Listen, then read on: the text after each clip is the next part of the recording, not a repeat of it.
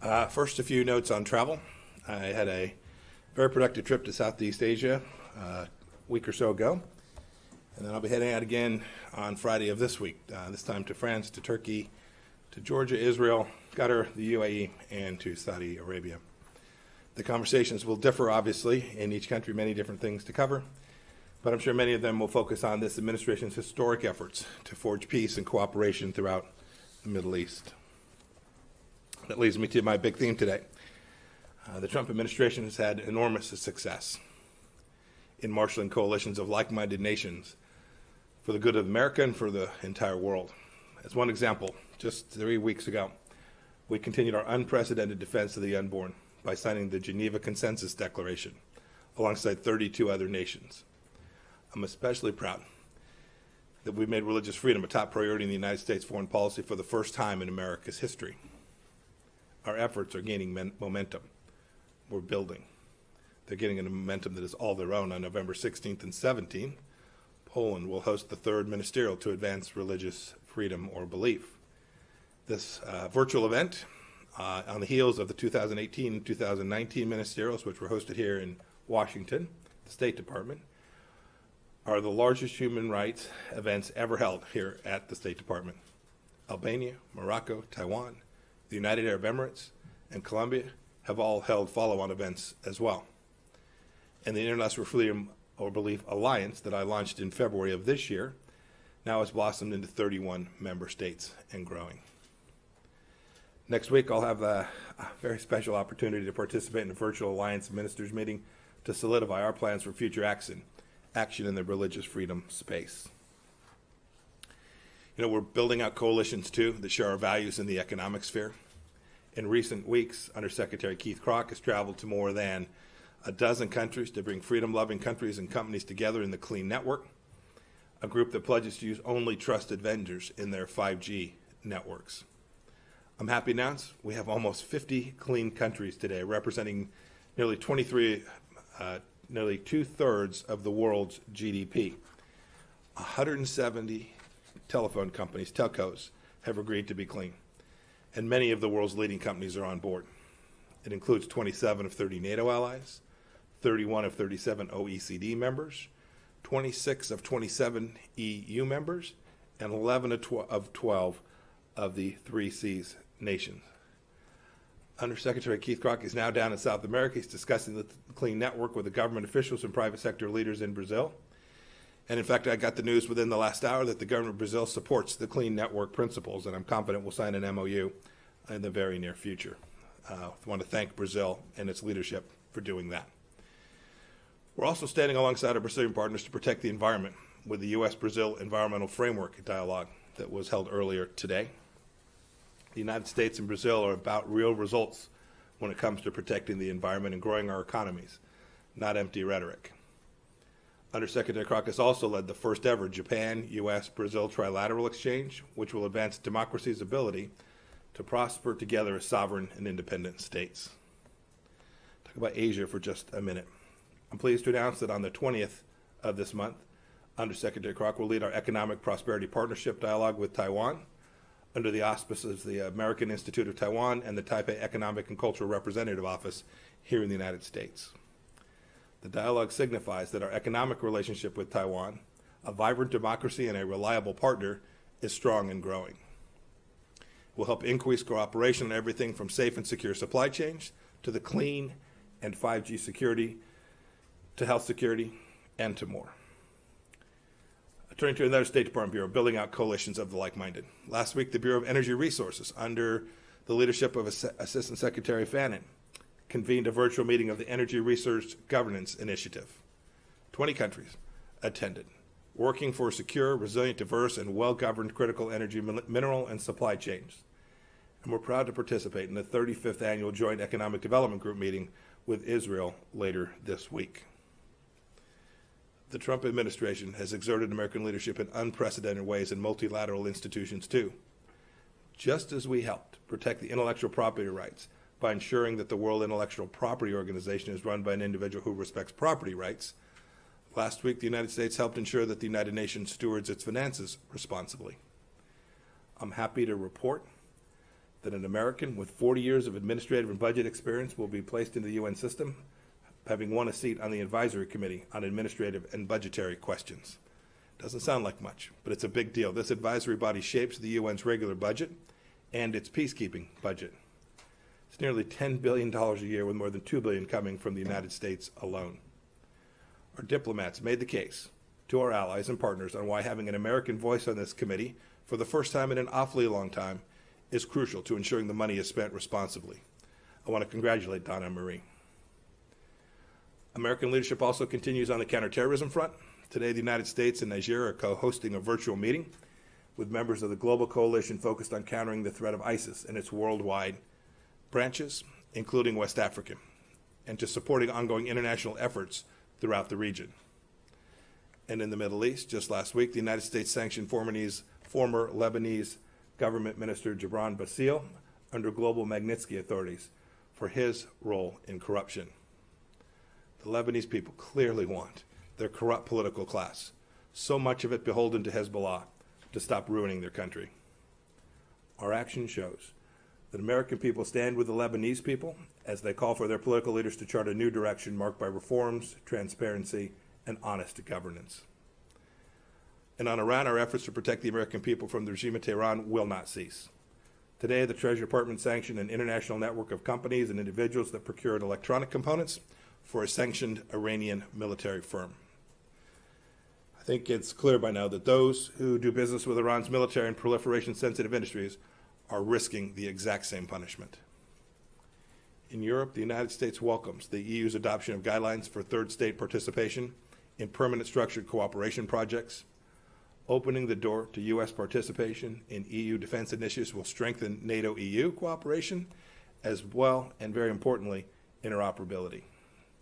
We look forward to completing an administrative arrangement with the European Defense Agency to ensure broad U.S. participation inside of PESCO.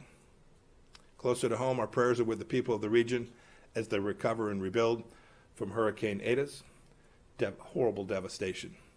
The United States government is proud to have provided assistance already to our friends in Central America.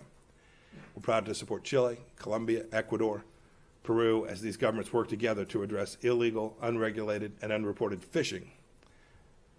We're very concerned that the Chinese IUU activity, this unregulated fishing, took place off the coast of Ecuador, as it has elsewhere in the world. I was with the Ecuadorian foreign minister. He and I both agree that this must stop. On Bolivia, President Trump was pleased to send a delegation headed by Treasury Undersecretary Brett McIntosh for the inauguration of President Luis Arce on November 8th. I also spoke to the president-elect last week to congratulate him on his historic victory. We also congratulate the people of St. Vincent and the Grenadines on their successful election last week, and we continue to seek similar free and fair elections in Venezuela and in Nicaragua. There's also plenty of news before I close on the human rights front. Yesterday, the State Department sanctioned 4 senior Chinese Communist Party officials and Hong Kong police who have undermined Hong Kong's promised autonomy and crushed the freedoms of its people. We will continue to challenge actions by the CCP and its Hong Kong proxies, who stifle democracy and basic freedoms. On Monday, in Syria, we unleashed the 5th tranche of the Caesar Act designations on Bashar Assad and his regime, and the United States commends the EU for taking similar actions to sanction individuals responsible for prolonging the horrific conflict inside of Syria. We will continue to coordinate with our EU and like-minded partners to promote accountability for the regime there and the atrocities it has committed against the Syrian people. In Geneva yesterday, the United States presented our national report on the U.S. commitment to domestic human rights at the UN Universal Periodic Review. I'm very proud of the work we did. Our remarkable, vibrant democracy provides for the greatest freedoms and protection of human rights anywhere in the world. The brutal regimes shouting the loudest about our record have the most to hide about their abysmal treatment of their own people. And with that, I'm happy to take questions. Rich? Mr. Secretary. Hi. Is the State Department currently preparing to engage with the Biden transition team? And if not, at what point does a delay hamper a smooth transition or pose a risk to national security? There will be a smooth transition to a second Trump administration. All right? We're ready. The world is watching what's taking place here. We're going to count all the votes. When the process is complete, there'll be electors selected. There's a process. The Constitution lays it out pretty clearly. The world should have every confidence that the transition necessary to make sure that the State Department is functional today, and successful with the president who's in office on January 20th, mid-afternoon, will also be successful. I went through a transition on the front, and I've been on the other side of this. I'm very confident that we will do all the things that are necessary to make sure that the government, the United States government, will continue to perform its national security function as we go forward. So you believe there's widespread voter fraud, that the reports that we're getting from Pennsylvania, from Michigan, showing vote totals in massive leads or significant leads with 99% reporting are going to be overturned, and that the United States failed to conduct a fraudulent free election? Rich, I'm the Secretary of State. I'm getting calls from all across the world. These people are watching our election. They understand that we have a legal process. They understand that this takes time. Right? It took us 37 plus days in an election back in 2000. We conducted a successful transition then. I'm very confident that we will count, and we must count every legal vote. We must make sure that any vote that wasn't lawful ought not be counted. That dilutes your vote if it's done improperly. Got to get that right. When we get it right, we'll get it right. We're in good shape. Should foreign leaders not be calling We're in good shape. President-elect Biden? Who was next? Yeah. I want to ask you. I can barely hear you, ma'am. I'm sorry. Yeah. Heba Nasser, Al-Sharq News. I want to ask about the sanctions against Gibran Bassil in Lebanon. We know that, we heard that this was on the making for some time, but I want to ask about the timing. Are you, were you doing this to make a new stage for the new administration? And also I want to ask about the arms sale to UAE. When we expect that to be delivered? So the second question was about the arms sales to the United Arab Emirates. So we'll have significant announcements with respect to that here very, very soon. We continue to review arms sales all across the world, including to our important friend and partner in the United Arab Emirates. We're confident we will be able to provide them weapon systems that will ensure their security and do the work that we all need to do collectively to counter the threat from the Islamic Republic of Iran. Did you ask about Iranian sanctions earlier and the impact of those? No, the sanctions against Gibran Bassil in Lebanon. Are you setting a new stage for the new administration? I want to ask about the timing, that's it. Yeah, so I'll answer that question more broadly. No, the sanctions we put in place are because they're right and proper and will deliver good outcomes for the people in the country in which we sanction their leaders who are corrupt. That certainly holds true for Gibran Bassil. Right? This was someone who was deeply connected to a foreign terrorist organization, Hezbollah. We've now sanctioned him. The Lebanese people don't want to have anything to do with that. They want an independent nation. They want a sovereign country. They don't want the political elites that have been corrupted through the system that was put in place and permitted them to loot and rob their country. They want freedom. They want prosperity. They want jobs. Those are the things we want. The sanctions that we put in place against the former minister are appropriate and useful towards getting us closer to that one day where the Lebanese people can have what it is they so richly deserve. Are we expecting a new sanctions? Christina? Thank you, Mr. Secretary. Hi, Christina. Hi, how are you? Good. Good, good. Is there any evidence that the CCP has interfered in the recent election or is trying to sow chaos in the aftermath of the legal challenges? Was the question about Russia? I'm sorry, CCP or any Any foreign interference. Yeah. So I'm gonna leave that question to the Department of Homeland Security and to the Justice Department, the folks who deal with that. But as I think we all said prior to the election, we did an enormous amount of work to reduce the risk that they would have the capacity to have a significant capability to interfere in the elections themselves. And I'll leave the details of what they have determined so far about that for them to announce. Go ahead, I'll take one more. Hello. Hi. Hello, Secretary. You said when the process is completed.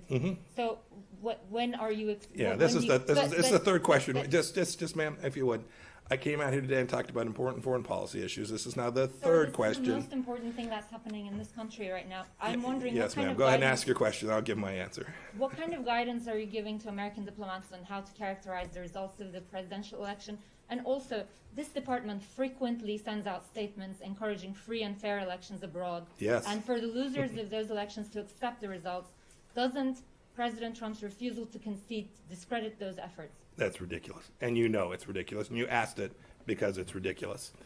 Look, you asked the question, yes, ma'am. You asked the question. If you will permit me to answer it, you asked a question that is ridiculous. This department cares deeply to make sure that elections around the world are safe and secure and free and fair. And my officers risk their lives to ensure that that happens. They work diligently on that. We often encounter situations where it's not clear about a particular election. We work to uncover facts. We work to do discovery to learn whether, in fact, the outcome, the decision that was made reflected the will of the people. That's our responsibility. It's what we try to do along with partners all across the world, along with OSCE inspectors, to make sure that those elections were free and fair. We want every one of those votes to be counted in the same way that we have every expectation that every vote here in the United States will be counted too. It is totally appropriate. The United States has an election system that is laid out deeply in our Constitution, and we're going to make sure that we get that right. And we have, all of you have, and should be committed to making sure that that happens. I think every one of you wants that same outcome. You want every vote to be counted. You want to run the process. We want the law to be imposed in a way that reflects the reality of what took place. And that's what I think we're engaged in here in the United States, and it's what we work on every place all across the world. Thank you all. How are you advising diplomats overseas to refer to President-elect Joe Biden? Have you given State Department any guidance?